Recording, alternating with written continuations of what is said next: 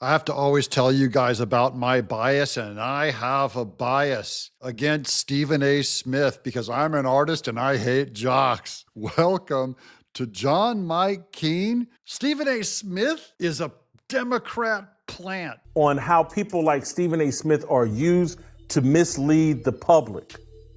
That's the overall point. It's not a personal thing between me and Stephen A. Smith. He's an example of how you're misled constantly by the media. They install fraudulent people. They prop up fraudulent people. I knew it.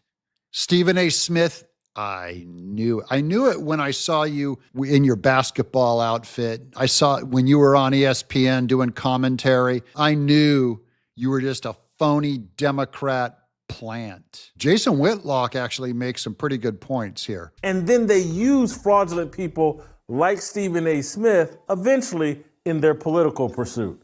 Stephen A. Smith is the perfect political candidate. He's unconcerned with the truth. He will do and say whatever his financial backers tell him. That's what he's done for Bob Iger and Disney for more than a decade.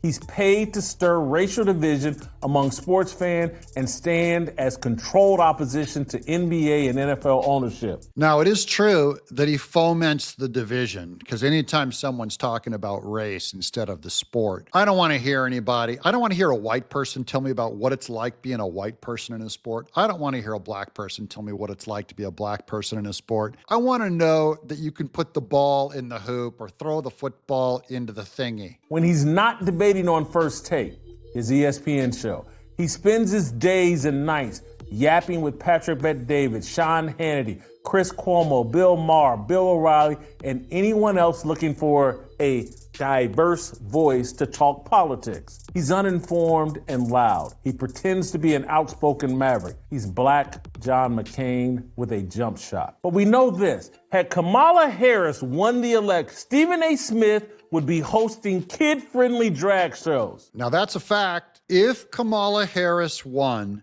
Stephen A. Smith, the weather vane, would be going, yes, ma'am, you're the boss, ma'am, you're the best. We knew Trump was a fraud. We knew Trump was anti-American. We knew Trump was extreme. We knew Trump was terrible. You can already hear it. That's true for a lot of these people, a lot of these commentators that went for Kamala Harris. They couldn't stand Trump.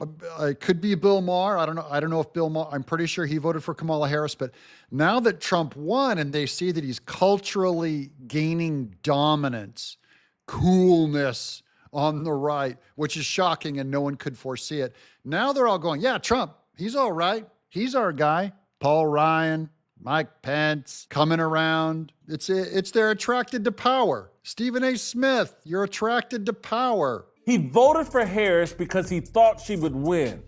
Since she got defeated, he's ramped up his presidential campaign as the reasonable, tough-talking Democrat. He's Black Donald Trump. No, he's not. He's a plant.